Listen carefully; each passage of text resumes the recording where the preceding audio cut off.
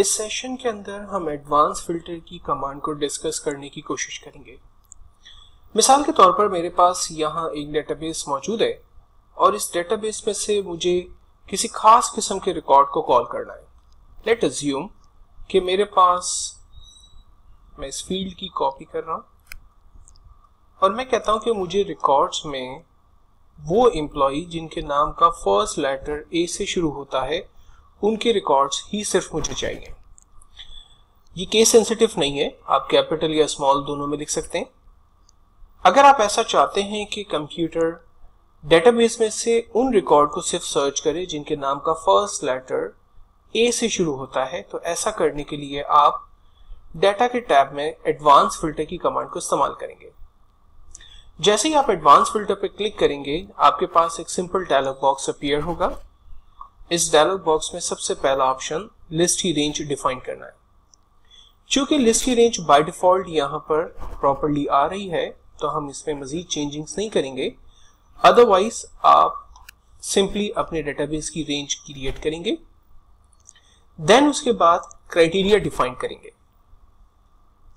Criteria में हम बताएंगे कि हमें फर्स्ट नेम उन एम्प्लॉइज का जिनके नाम का फर्स्ट लेटर ए से शुरू होता है वो रिकॉर्ड हमें सर्च करवाने। तो हमने हेडिंग में से फर्स्ट नेम को चूज किया और लेटर ए डिफाइन किया हुआ था, हमने उसकी रेंज बनाई। देन फाइनली हमें ये रिकॉर्ड एक अनदर लोकेशन पे चाहिए, इसलिए हमने क्लिक किया कॉपी टू अनदर लोकेशन और कॉपी टू पर आकर हमने जस्ट कहा कि इस एरिया पर हमें तमाम रिकॉर्ड डिस्प्ले कर दे।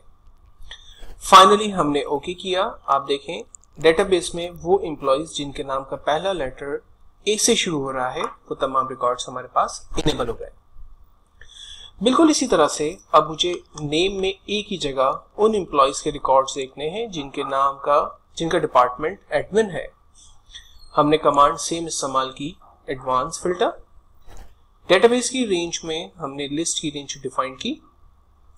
क्राइटेरिया अब की बार हमारा डिपार्टमेंट में से वो डिपार्टमेंट जो कि एडमिन से ताल्लुक रखते हैं उनके रिकॉर्ड्स हमें मिल जाएं। कॉपी टू अनदर लोकेशन, हम इस फील्ड के नीचे वो रिकॉर्ड पेस्ट करना चाहते हैं, सो इसलिए हमने फाइनली ओके किया। आप देखें अब सिर्फ वही रिकॉर्ड्स हमारे पास आ रहे हैं जिनके डिपार्टमेंट एडमिन है। एक और एग्जांपल से एडवांस फिल्टर की कमांड को समझने की कोशिश करते हैं।